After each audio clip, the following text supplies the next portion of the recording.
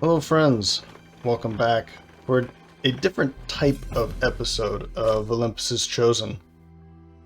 Now, this was not my plan, but it happened anyway, and I wanted to show you what happened.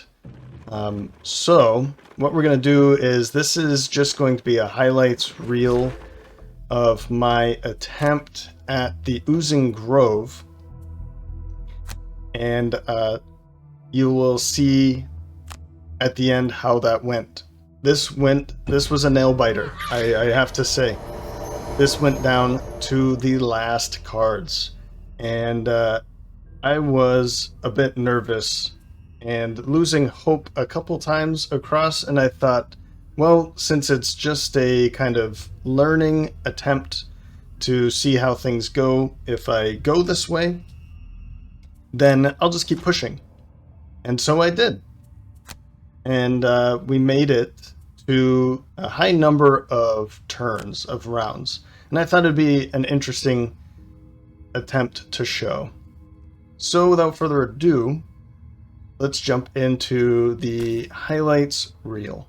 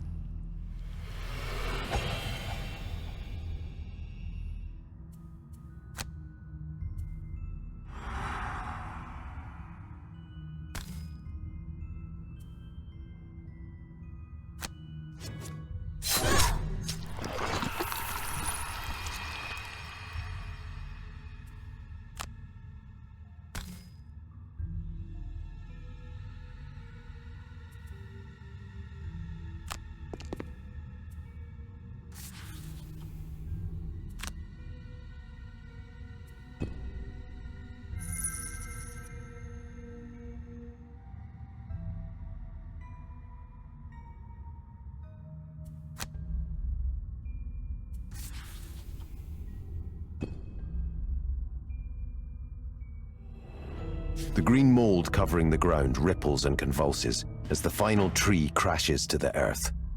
Maybe it's your imagination, but you can almost hear it screaming. Then all that slime turns brown and becomes still. You're not sure that this land will ever grow crops again, but you neutralize the threat.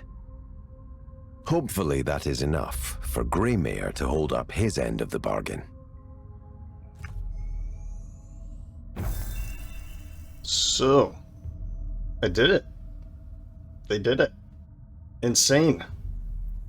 There were a couple mistakes that I made, and I was very close to death. As soon as I took the central and went left, I noticed that I was pretty close to death there, and I kind of started losing a little bit of hope. But in the end, it was, the Scoundrel just did so much work. Sunkeeper did a ton of work as well. Both of them took out 6. Scoundrel taking out 20 enemies. Whew. Yeah, that was a bit unnerving. Very frequently.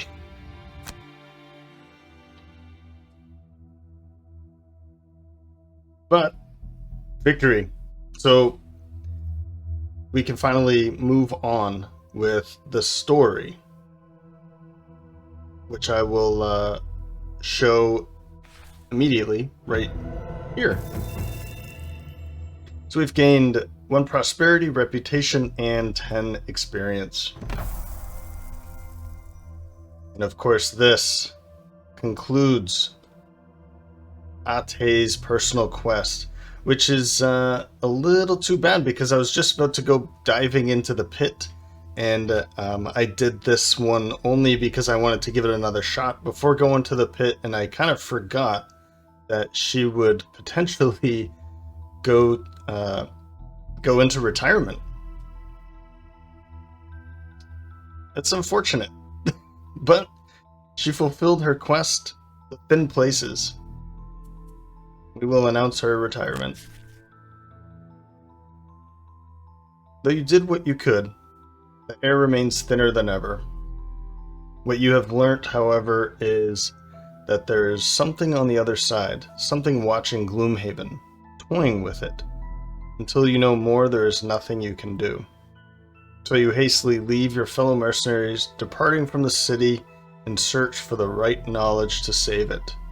One thing is for certain, those that live between planes are not finished with Gloomhaven yet.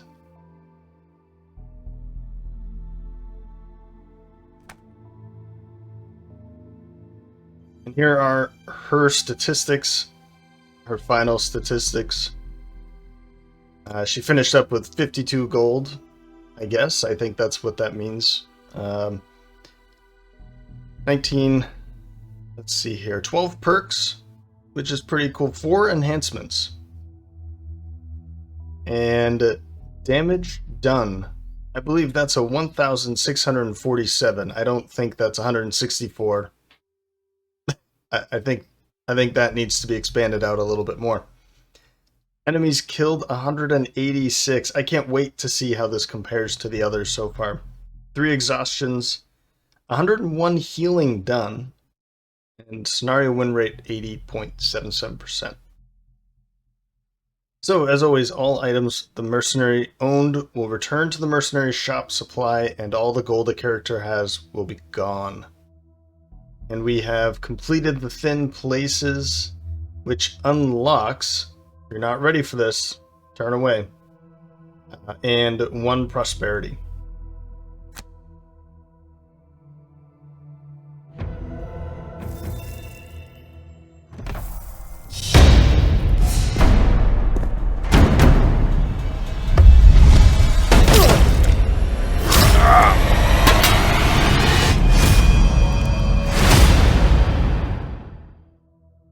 There it is, the Night Shroud, of course. What is all this? We'll get back to this here in a second. So, let's take a look at the Night Shroud. Oh, I see. That's what that is. Okay. So, new mercenary. We don't have to necessarily take the new mercenary now. I just wanted to look at it. And we'll take a look at the Night Shroud. So with the ability to cloak themselves in shadow and pass through the world unseen, Night Shrouds are deadly stalkers, using blades and stealth to eliminate any target. Rather than working the other races to gather knowledge, Night Shrouds prefer to pry the knowledge from their cold, dead fingers. Who does this sound like? This probably sounds similar to Ate, right? The scoundrel. And they are very similar. And I was very excited to see that the Night Shroud was going to be following Ate. I think this put in a little too much confusion here, because I want to make the next episode, but I don't want to make this choice by myself. The Night Shroud or the Mind Thief.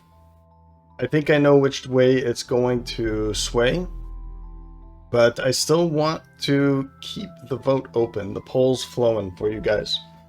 So I think that's what I'm going to do here. And when it comes to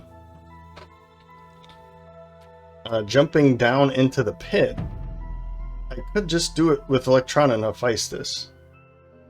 But I don't know how much I like that idea either, because Electrona and Feistus are both support characters, though Electrona does do a lot of damage as well. And though Feistus can do some damage, but those tend to burn. I'm not sure I like the idea of sending just Electrona and Feistus into payment due.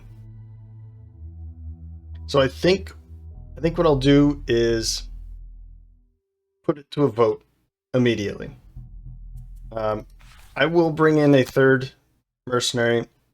Is it the Night Shroud? Or is it the Mind Thief? And I think that's what I'm going to do, and we'll go a little bit off schedule this week, because I'd like to give a little bit of time for people to watch this and find the poll and go for the vote there, and then make the choice so we can go into payment due with a third party member. I'm pretty sure I know which way this is going to go, and so I could make that choice now, but I won't try to sway anybody in that direction. Anyway, we do have a couple level ups, so I think we should continue with that. And the town records also has a narrative, so we'll come back to the town records for the end of the video. I'll put it at the end of the video, but let's take a look at Electrona and Feistus level ups.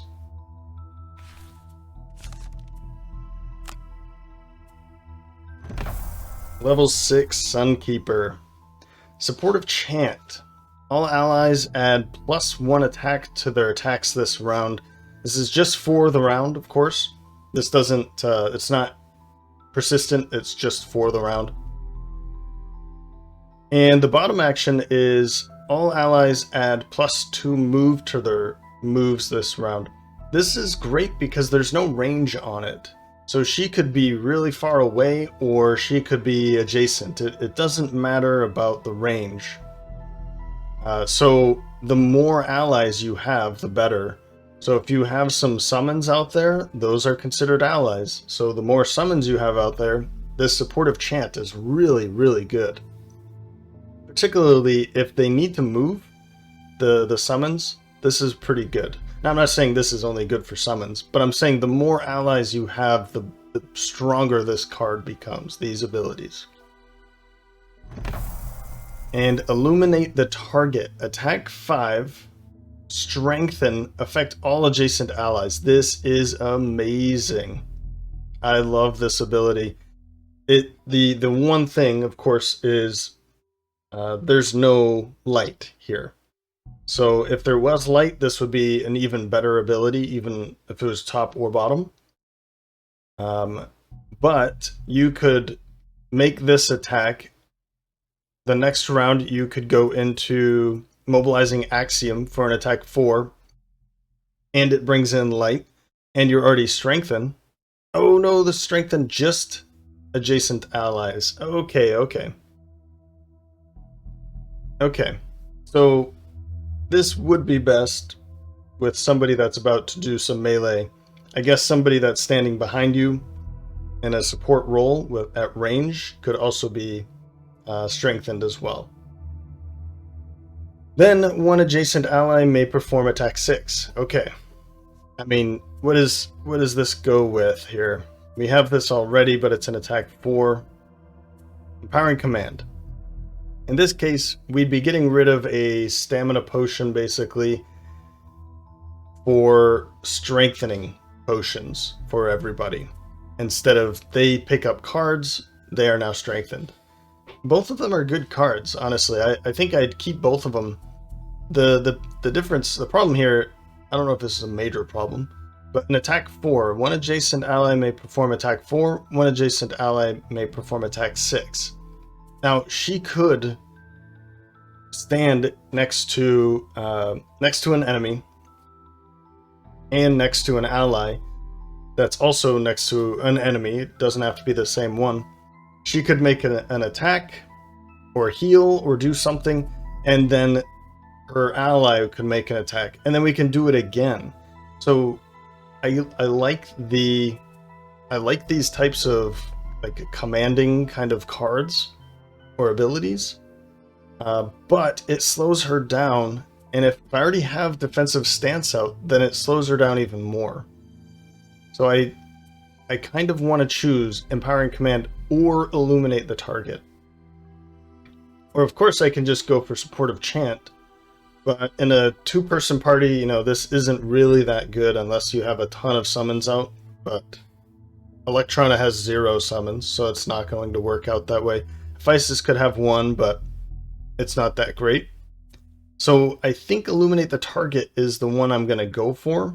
Even with a 3-person party, Supportive Chant it's like good. It also gives her an 11 for initiative, which is pretty good as well. That would be the fastest card she has. At the moment, 18 is as fast as she can go. So in a way, this is, I don't know, this would be great. I think I'd probably use it for the bottom ability more than for the top ability, unless you combine Supportive Chant with Empowering Command. Then you can have your adjacent ally attacking at +1, making this an attack 5, and then they also would be attacking later, so they would have another +1. So that kind of a way, it works pretty well.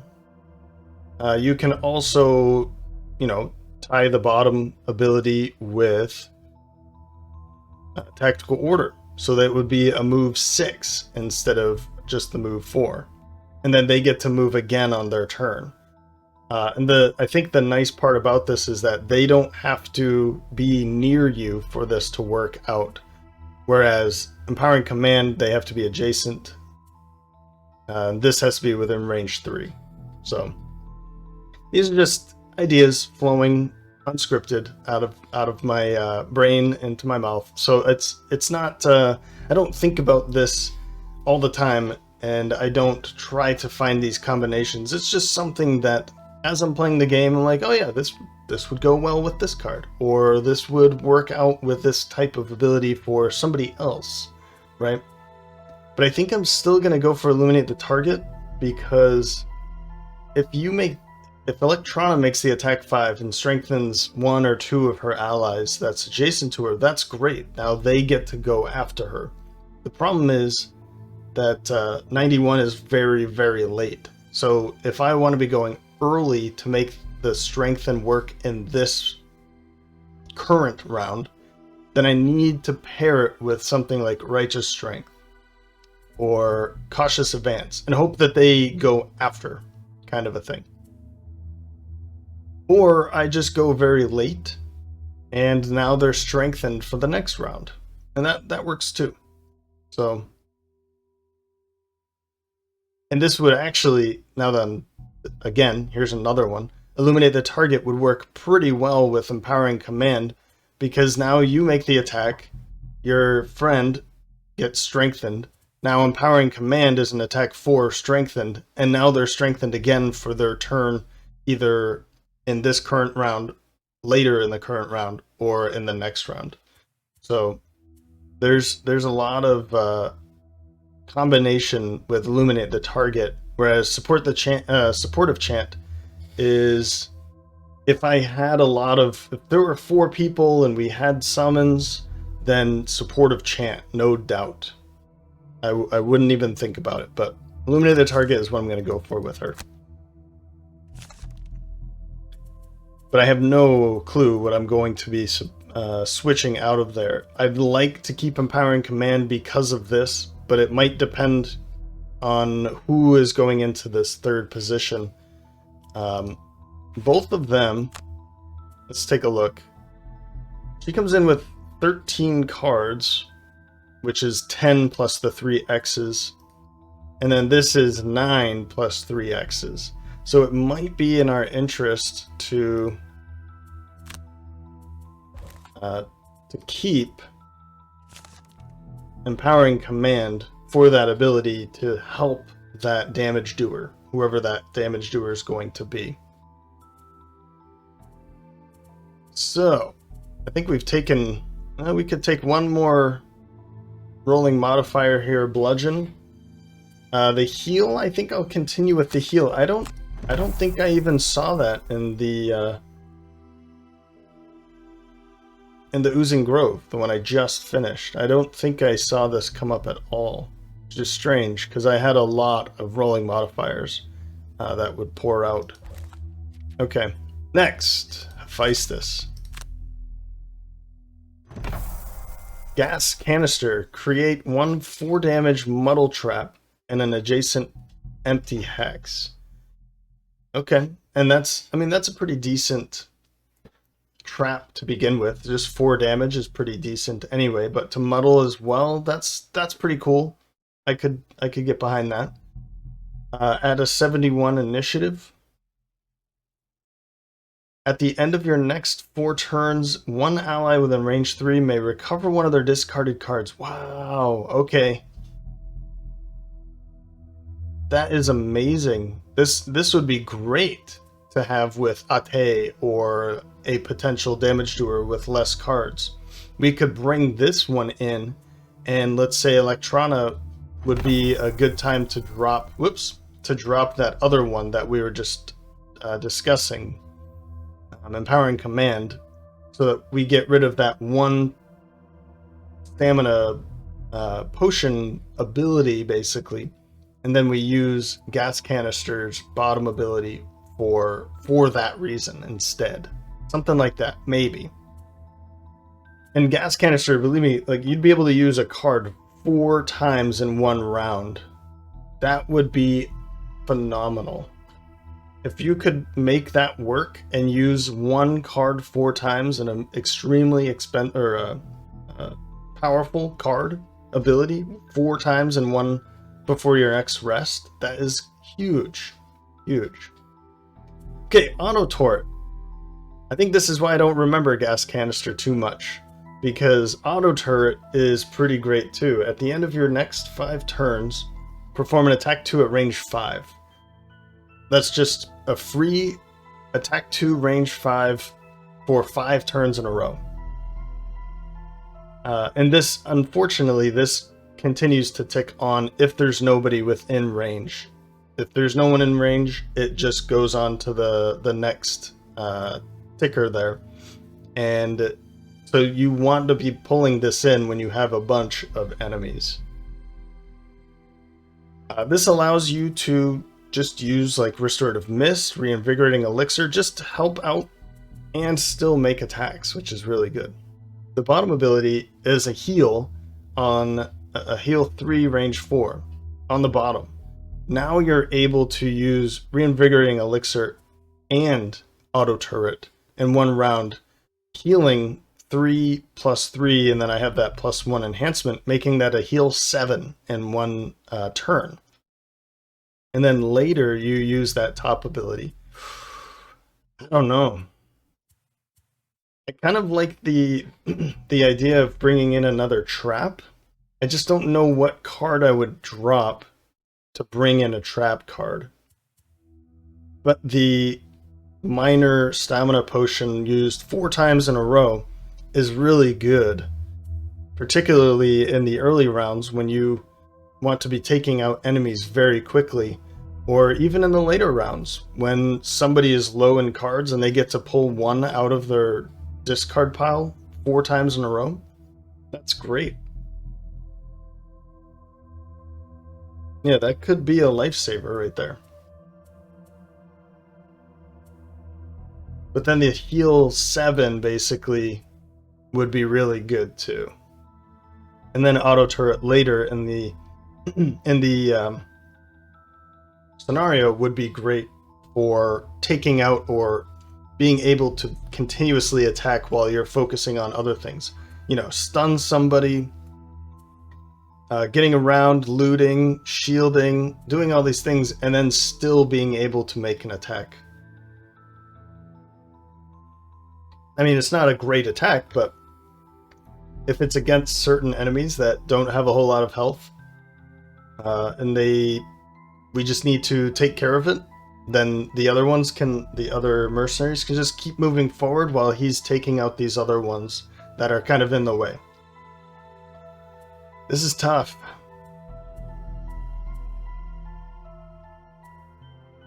I really want to take auto turret. I think I've always taken auto turret.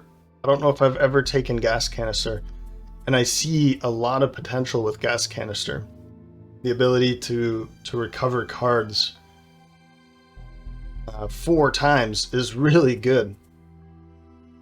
Unfortunately, he can't use it himself. It has to be an ally within the range 3. I think I'm going to go for gas canister in this case. The ability to bring cards in from the discard pile is just fantastic.